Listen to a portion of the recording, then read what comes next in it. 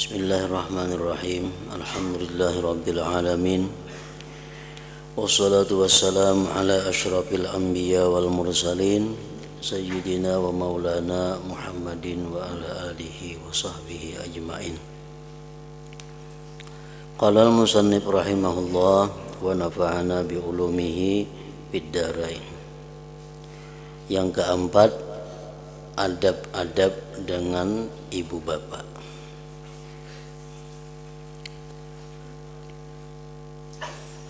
Yang pertama adalah adab beserta Allah. Yang kedua, adab seorang alim. Yang ketiga, adab seorang penuntut ilmu.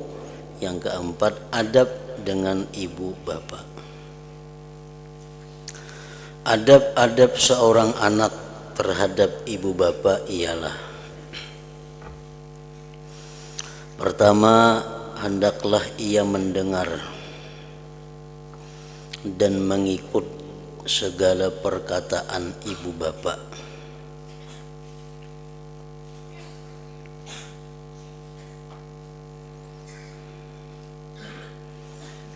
Selama tidak bertentangan dengan hukum Allah Subhanahu wa ta'ala. Mentaati kedua orang tua adalah sesuatu kewajiban selama apa yang dikehendaki oleh kedua orang tua itu tidak bertentangan dengan hukum Allah Subhanahu wa ta'ala.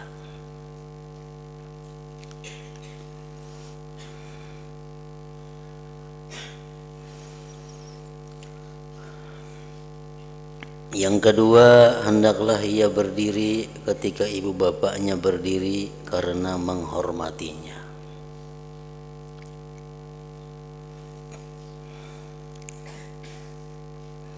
Yang ketiga, hendaklah ia menjunjung segala perintah keduanya. Sesuatu yang hukumnya boleh menurut Allah, tapi apabila itu diperintah oleh kedua orang tua, maka hukumnya berubah menjadi satu kewajiban.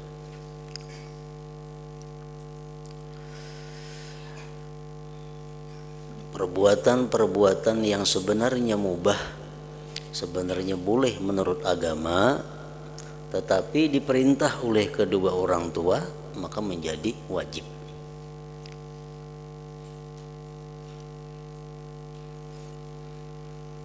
Contohnya berdiam di rumah. Nah, berdiam di rumah adalah sesuatu yang boleh. Tapi bila disuruh oleh mama atau abah, kamu kayak hari ini berdiam di rumah aja, jangan keluar-luar. Nah, itu jadi satu kewajiban. Jadi satu kewajiban.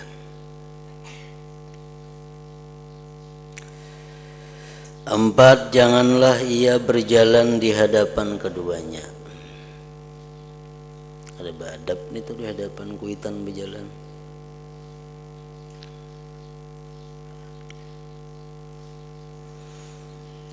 Yang kelima, janganlah ia mengangkat suaranya lebih tinggi daripada suara keduanya. Jadi suara kita mesti volumenya di bawah orang tua.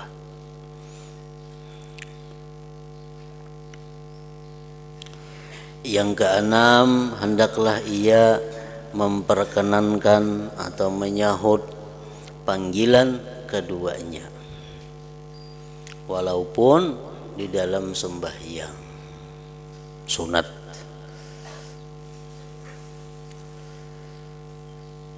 Perhatian sembahyang witir umpamanya, bakiyau mama. Nah, kita lebih utama menyahut panggilan mama itu daripada meneruskan sembahyang witir. Bahkan kalau kita mengetahui bahwa kalau kita kadang menyahut mama itu kecewa, itu jadi berdosa.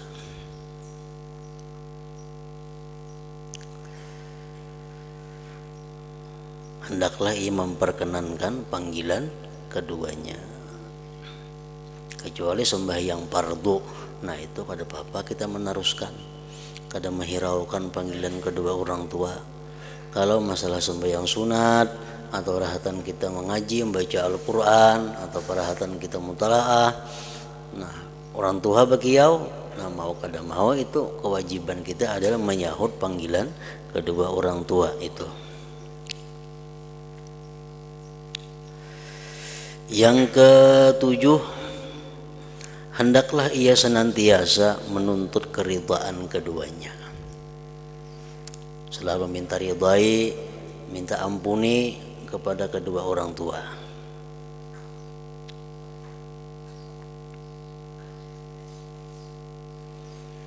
Yang kedelapan, hendaklah ia bersikap tawadhu kepada keduanya. Yang kesembilan, janganlah ia menyebut-nyebut jasanya kepada keduanya. Dan jangan pula ia menyebut sebarang perkhidmatannya bagi keduanya. Baik kita menyebut di hadapan sidin atau kita menyebut di hadapan orang lain. Mama tuh aku mau ngkosi wah ini, nah umpamanya. Mama tuh aku wah ini maharagunya. Nah kita menyebut-nyebut itu adalah bukan sikap yang beradab kepada orang tua.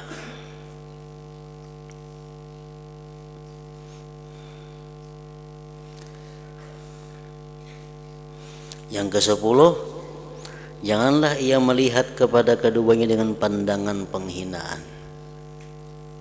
Jangan mencilingi mata lawan ibu bapak. Nah, mencilingi mata itu harus memandang dengan kehinaan. Itu perbuatan orang yang durhaka. Yang ke-11, janganlah ia memasamkan mukanya di hadapan keduanya. Yang ke-12, tadi yang ke-11, yang ke-12, janganlah ia musafir kecuali setelah mendapat izin daripada keduanya. Jangan hendak berangkat musafir kecuali ada izin. Musafir nang kayak apa? Nang mesti ada izin orang tua nito.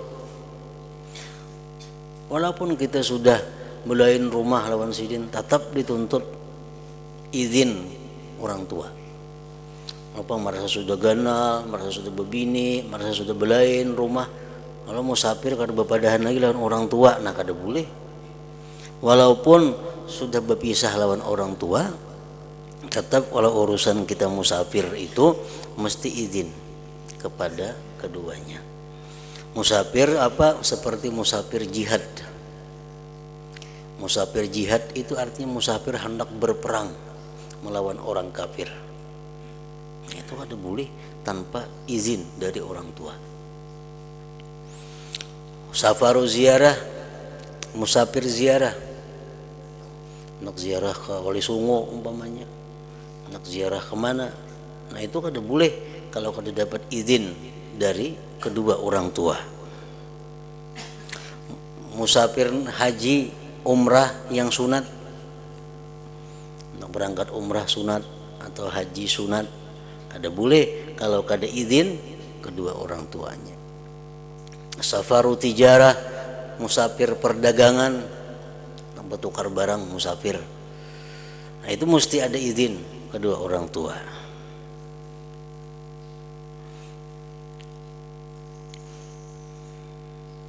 Kecuali musafir haji atau umrah yang wajib. Nah itu walaupun kedua orang tua kada memberi izin, tetap kita musafir. Haji umrah yang wajib. Atau musafir menuntut ilmu. Musafir untuk menuntut ilmu, walaupun ilmu yang dituntut itu fardu kifayah, seperti ilmu nahu contohnya. Nah itu boleh kita musafir walaupun kada ada izin oleh kedua orang tua. Tentunya di tempat kita, di kampung kita kada ada orang yang melajari itu. Misalnya kalau hendak belajar ini ilmu ini mesti ke Pulau Jawa, udah kita kada ada yang melajari itu. Sedangkan menuntut itu ilmu fardu ain atau fardu kifayah.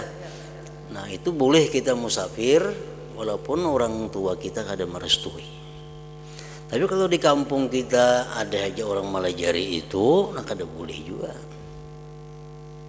Di kampung kita banyak aja orang Malajari nahu itu, orang ke Jawa mah pokoknya sekolah nah kada kawa di garasi itu. Lain di kampung kita kada ada. Janganlah ia musafir kecuali setelah mendapat izin daripada keduanya. Nah, apabila 12 perkara itu kita lakukan kepada kedua orang tua kita, maka kita disebut ngarannya albar liwalidaih, orang yang bakti kepada kedua orang tuanya.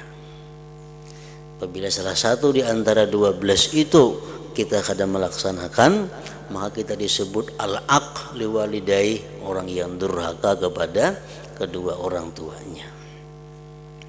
Para ulama menyimpulkan dari berbagai macam hadis-hadis Rasulullah sallallahu alaihi wasallam, kalau kita berbakti kepada kedua orang tua, maka Allah Subhanahu wa taala akan memberikan 7 karamah kemuliaan kepada kita. Pertama, as-sawab al-afdalu minal jihad.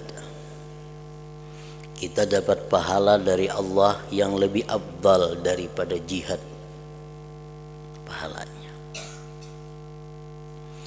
Keistimewaan karamat yang kedua yang diberikan Allah kepada orang yang bakti lawan ibu bapa, thawabuhu yusawi thawabal hajj wal mu'tamir.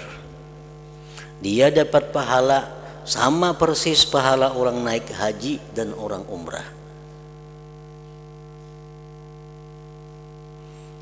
Yang ketiga, yusilu ilal jannah. Kebaktian kepada kedua orang tua itu menyampaikan dia ke dalam surga.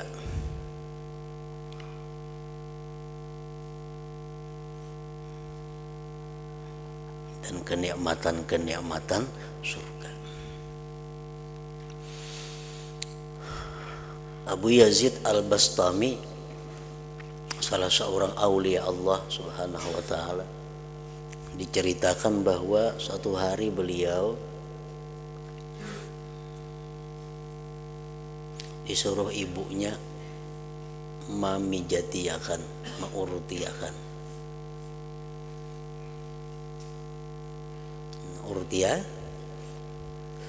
Uruti sambil bertasbih di tangan Nabi Yazid sambil menguruti. Paguringan nang mama hendak ampih menguruti kedua ini, orangnya taguringan uruti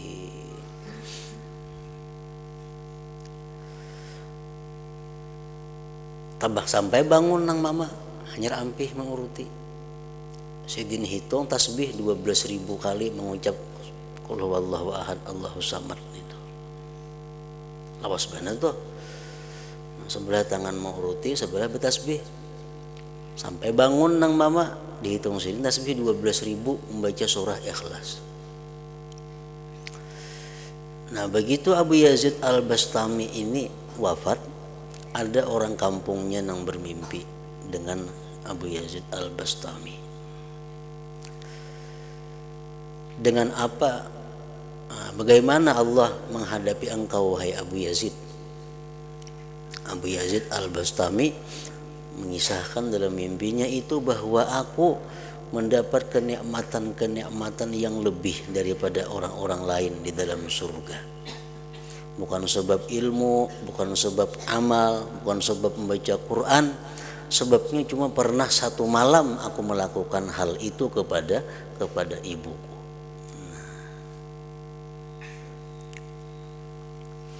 Yang keempat, yazidu fil umur, orang yang bakti kepada orang tua itu bertambah pada umurnya. Wa fil arzak, bertambah pada rezekinya. Wal barakah fihima, dan barakah pada keduanya. Umurnya bertambah dan barakah, rezekinya bertambah dan barakah.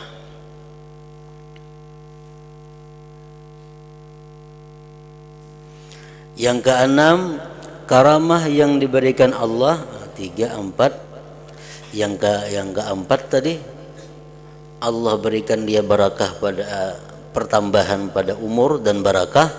Yang kelima, Allah berikan dia tambahan dan barakah pada rezeki. Yang keenam, razaqahullahul waladal bar, Allah berikan dia anak yang bakti. Kalau kita bakti kepada orang tua kita, Allah pasti akan memberikan kepada kita anak nang bakti juga kepada kita.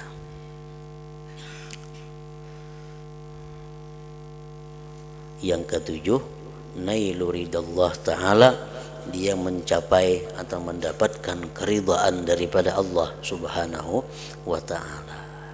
Nah, itu 7 hal yang karamat yang 7 itu diberikan Allah kepada seseorang yang bakti kepada kedua orang tuanya.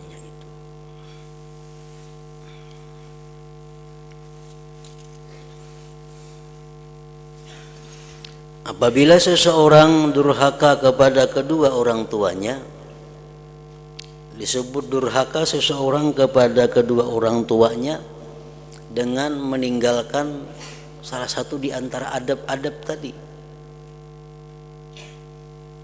Kadang menghiraukan panggilan orang tua itu sudah satu kedurhakaan.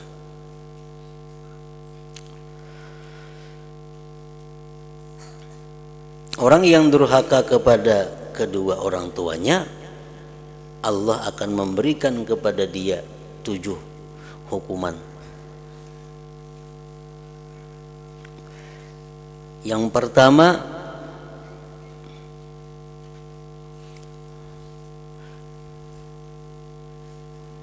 akbarul kabair, dia mendapat dosa yang paling besar di antara dosa besar sesudah menyekutukan Allah.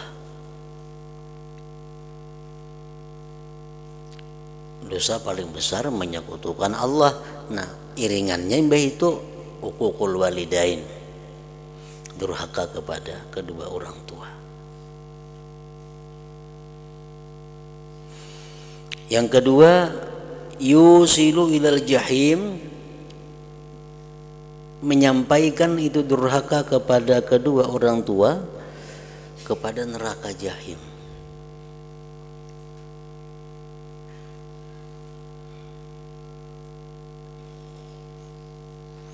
Yang ketiga, yumna'u min raihatil jannah, dia ditegah daripada bauan surga.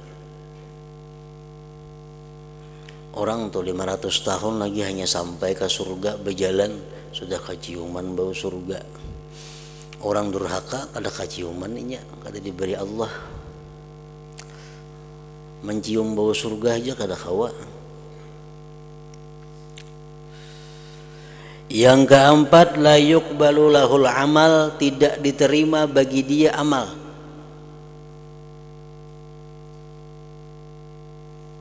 Nangapa haja amalan kebaikan yang dilakukannya selama inya masih durhaka kepada kedua orang tuanya atau salah satunya, Allah kada menerima. Makanya tadi kita dituntut selalu untuk meminta ridha kepada kedua orang tua. Alqamah, sahabat Rasulullah Sallallahu Alaihi Wasallam, kurang apalagi dengan Rasul, dengan agama, dengan Allah, dengan Rasulnya. Sembahyang lawan Rasulullah, berjihad lawan Rasulullah, berkhadam dengan Rasulullah. Alqamah sahabat yang luar biasa, ahli ibadat, ahli takwa. Namun begitu hendak mati, Alqamah kada bisa mengucap la ilaha illallah. Sebabnya hanya satu, menyakiti hati ibunya. Berarti segala amal kebaikan yang dilakukan Alqamah itu kada diterima oleh Allah Subhanahu wa taala. Napa dosanya Alqamah? Qaddala zawjatahu ala ummih. Ibunya sakit hati karena Alqamah selalu menomorsatukan istri atas ibunya. Alqamah selalu mengutamakan bini, mama itu nomor 2. Mamanya sakit hati,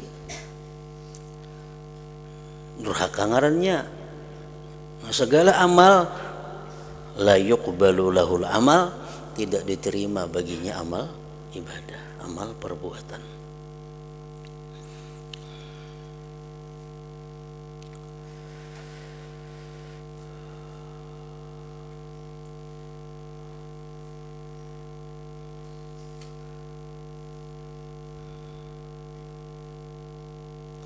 Yang kelima, hukuman yang diberikan Allah kepada orang yang durhaka lawan ibu bapa, yanalul aq qabla mamatihi faqran wa tahqiran wa marada.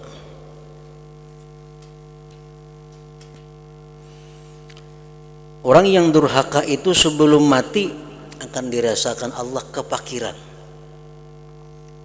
kehinaan, dan penyakit.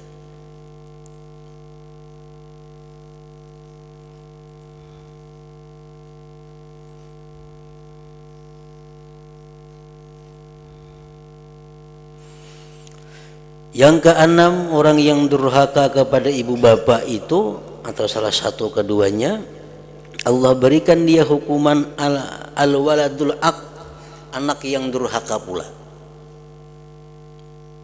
Kalau kita durhaka ibu bapak atau lawan salah satunya, anak kita kena alahan lagi pada itu.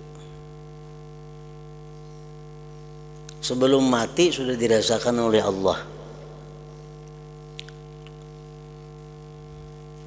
Al-waladul aq,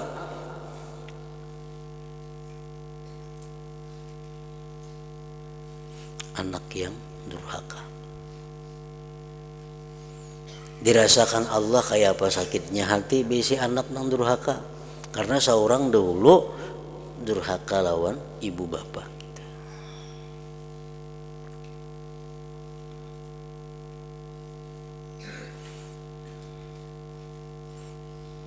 Ibnu Umar, salah seorang sahabat Nabi, datang kepada Rasulullah sallallahu alaihi wasallam. Ujar Ibnu Umar, wahai Rasulullah, ulun ada beisi bini, ulun cinta lawan bini ulun itu. Namun abah ulun Umar menyuruh menceraikannya. Kayak apa wahai Rasulullah?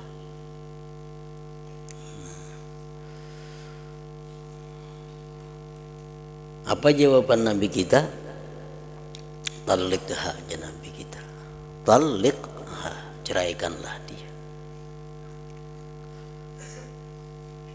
Fatalaqaha, maka menceraikan Ibnu Umar akan istrinya. Karena apa? Kuitan kada ketujuan bini seorang.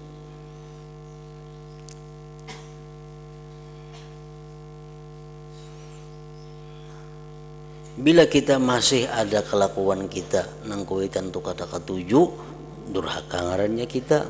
Nah, kayaknya anak kita kayak itu juga.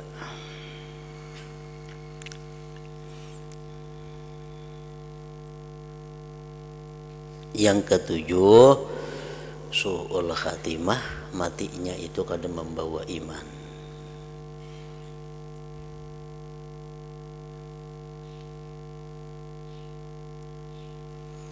Nah, itu orang durhaka kepada kedua orang tua.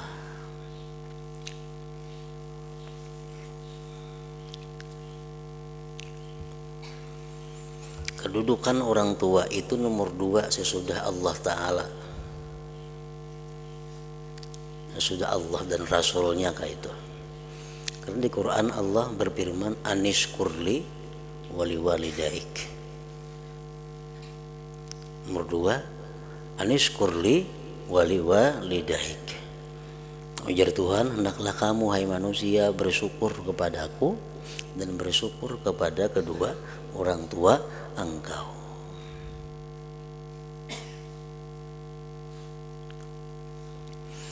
Nah, apabila orang tua kita sudah meninggal dunia,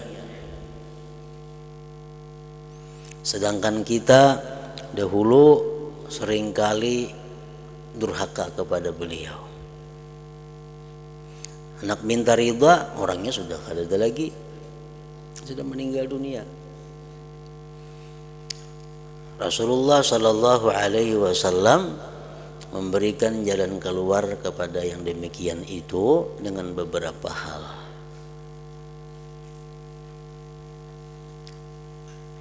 Yang pertama, melunasi hutang kedua orang tua, andai kata mereka ada punya hutang.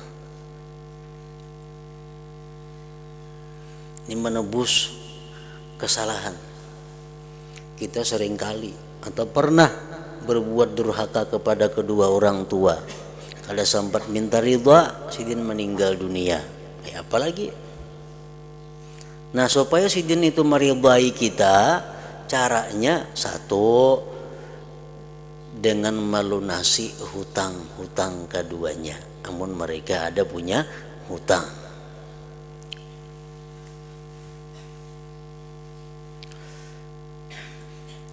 Yang kedua caranya dengan bersedekah atas nama kedua orang tua. Kita bersedekah sambil berdoa, berniat, ya Allah sampaikan pahala sedekah kepada kedua orang tua ulun. Nah, itu menebus kedurhakaan kita nang kita kada sempat minta ridha lawan sidin tuh.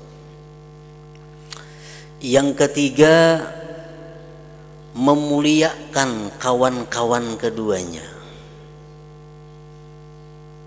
Siapa bahari kawan abah kita, siapa bahari kawan-kawan mama kita, kita muliakan, kita datangi, kita beri hadiah, kita beri sesuatu menyenangkan hati mereka. Nah, memuliakan kawan-kawan kedua orang tua kita, itu pun termasuk penebus juga. Yang ketiga, ketiga juga. Yang keempat, yang keempat, memintakan ampun kepada kedua orang tua. Bila kita berdoa, Allahumma ghfirli wali walidayya, Allahumma ghfirli wali walidayya, selalu mendoakan kepada kedua orang tua. Nah, itu menebus juga kedurhakaan kita nang dahulu itu. Yang kelima, menyambung tali silaturahmi yang pernah dirintis oleh kedua orang tua.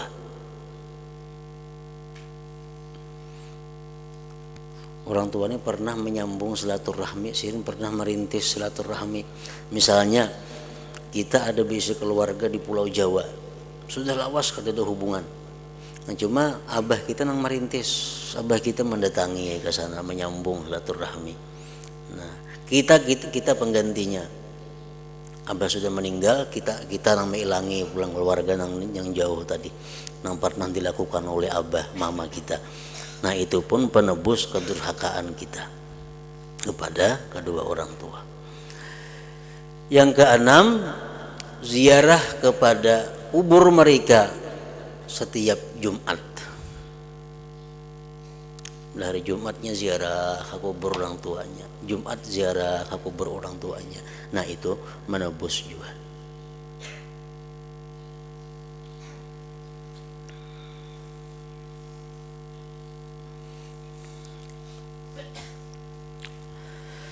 Nah, kemudian yang kelima, adab-adab dengan seluruh manusia.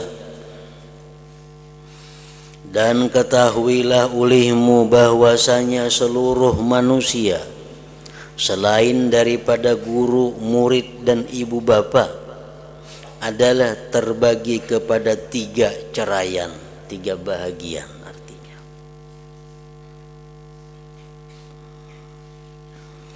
Manusia selain guru, murid, ibu bapak terbagi tiga.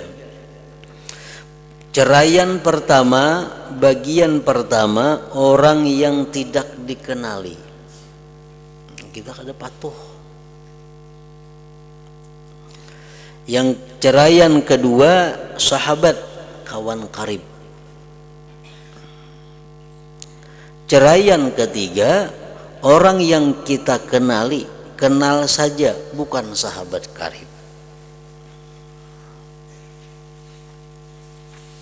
Nah, perilaku kita kepada tiga kelompok manusia itu berbeda-beda.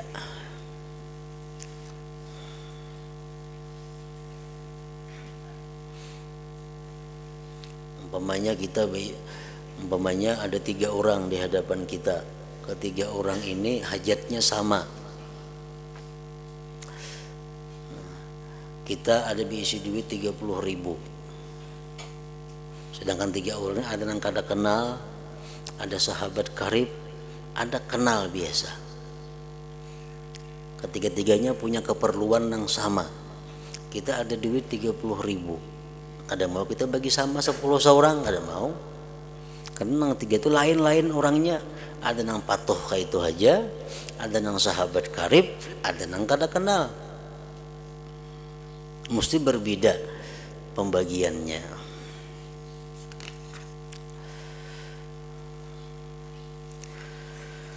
Ceraian pertama, adab-adab dengan orang yang tidak dikenali. Satu, jangan engkau menyertai mereka di dalam percakapan yang kosong.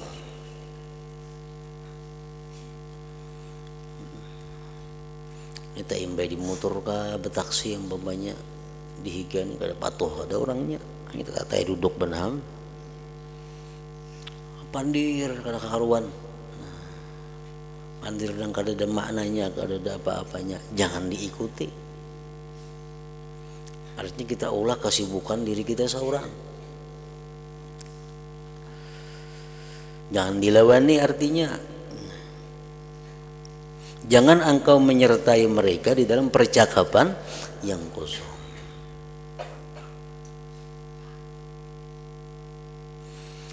Yang kedua, jangan engkau mendengari perkataan mereka yang jahat-jahat.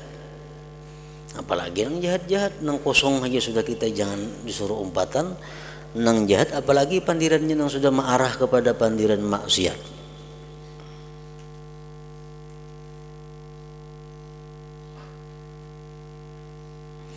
Yang ketiga, jangan engkau menghiraukan perkataan mereka pada menjahatkanmu. Yang menjahatkan kita, madahkan kita apa itu ini macam-macam, orangnya patuh pada lawan kita, kada perlu dihiraukan itu.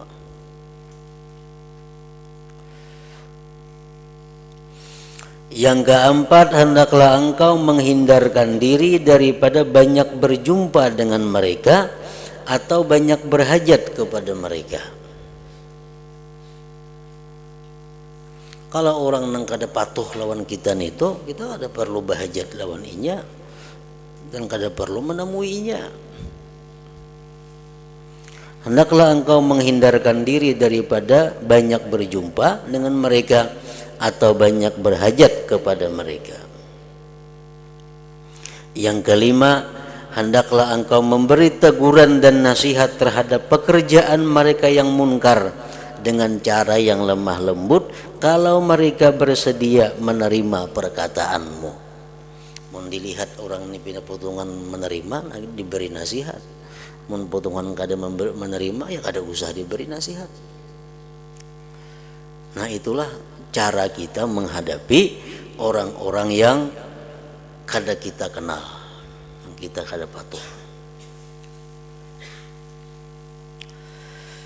Ceraian kedua, bagian kedua, adab-adab dengan sahabat, kawan karib. Apabila engkau mau bersahabat, maka terlebih dahulu hendaklah engkau perhatikan dua tugas. Tugas pertama cara-cara memilih sahabat. Tugas kedua cara-cara menunaikan hak-hak persahabatan, adab-adab bersahabat. Tugas pertama cara-cara memilih kawan sahabat. Di dalam memilih sahabat hendaklah engkau perhatikan syarat-syarat bersahabat.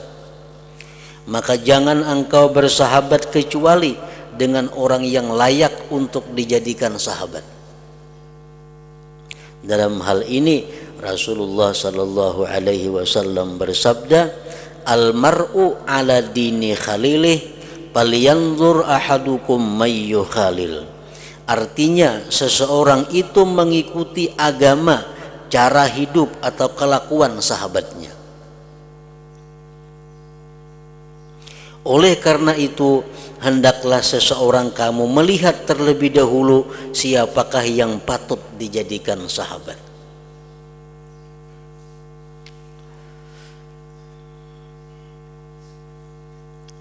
Sudah dikatakan Rasulullah, al-mar'u ala dini khalilih.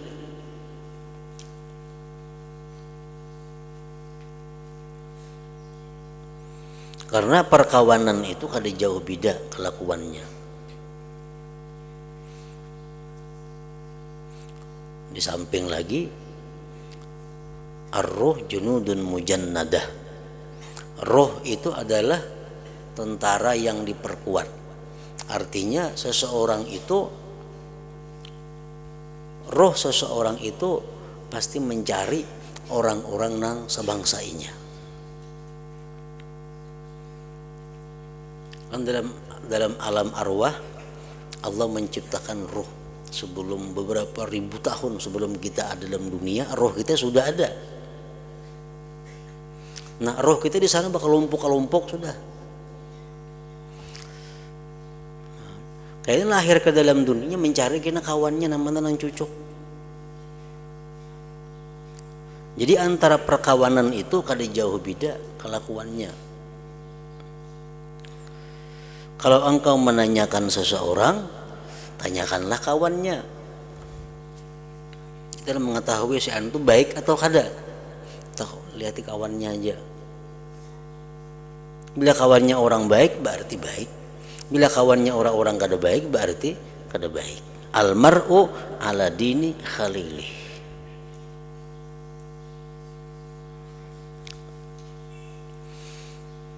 Di zaman dahulu, zaman sahabat, di Madinah tuh ada perempuan, boleh dikatakan perempuan tuh paling lantih sama Madinahan itu, pemandir. Lalu si perempuan ini naik haji.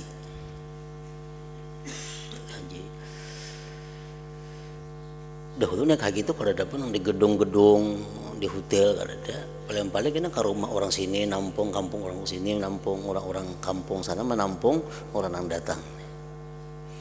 Jadi si perempuan Madinah nang lantih tadi naik haji berumpungan.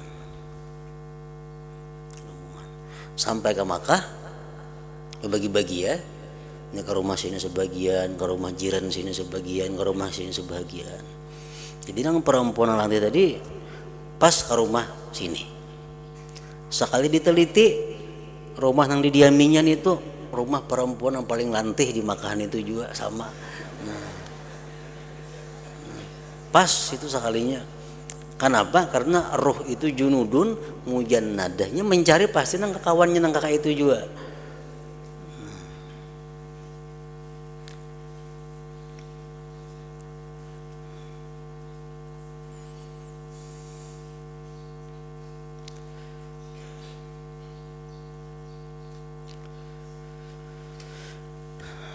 Maka apabila engkau mau mencari sahabat yang engkau jadikan ia sebagai sahabat di dalam menuntut ilmu dan di dalam urusan agamamu dan duniamu, maka hendaklah engkau tuntut daripadanya, engkau pastikan pada dirinya 5 syarat. Orang yang pacan kita ulah kawan, baik kawan menuntut ilmu atau kawan untuk beribadah atau kawan untuk berusaha. Nah, kita cari dulu orang itu ada 5 hal pada dirinya.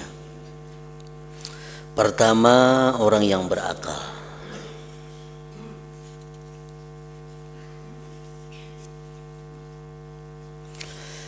Maka tidak ada kebaikan bersahabat dengan orang yang bodoh. Tidak ada kebaikan bersahabat dengan orang yang bodoh.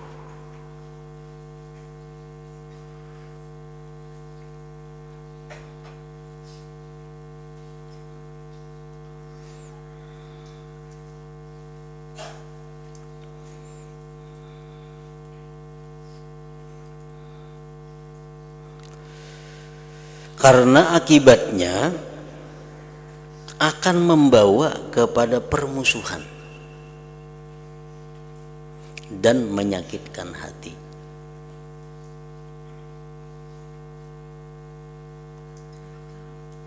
Orangnya bodoh, walaupun tujuannya si bodoh itu baik, tapi ngarannya bodoh justru memudaratkan kita. Justru memudaratkan kita karena inya bodoh. Dan niatnya baik, enak menolong kita, tapi karena inya bodoh bisa membahayakan kita. Dan sepaling baik yang engkau dapatkan daripadanya orang bodoh itu ialah engkau terselamat daripada mudaratnya ketika ia berusaha untuk memberi manfaat kepadamu.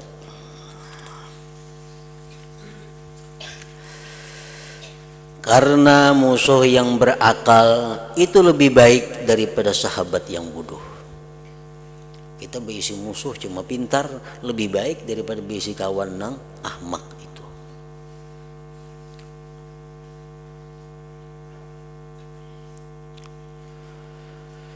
Di dalam hal ini Sayyidina Ali bin Abi Thalib pernah berkata, "Wala tashab akhal jahli wa iyyaka wa iyyahu fakam min jahilin arda haliman hina wakhahu yuqasul mar'u bil mar'i idza mal mar'u masyahu walisyai' ala syai'i maqayisu wa ashbahu walil qalbi 'alal qalbi dalilun hina yalqahu." Artinya, dan jangan engkau bersahabat dengan orang yang bodoh.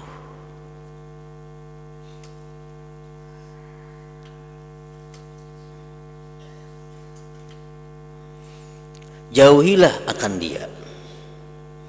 Berapa banyak orang yang jahil yang telah membinasakan orang alim ketika ia bersahabat dengannya.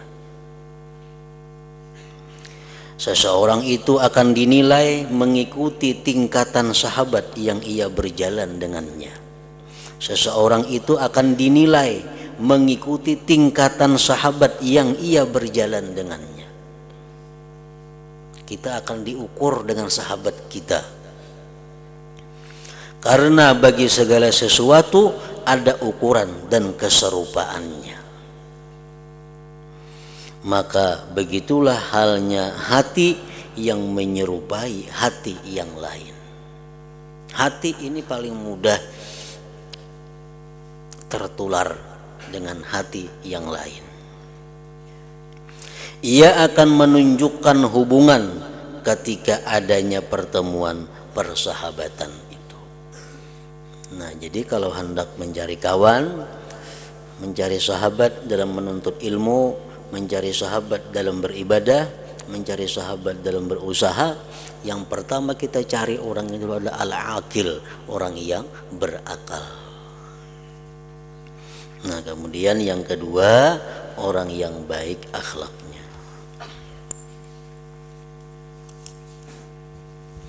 Hadratin Nabi sallallahu alaihi wasallam. Al-Fatihah.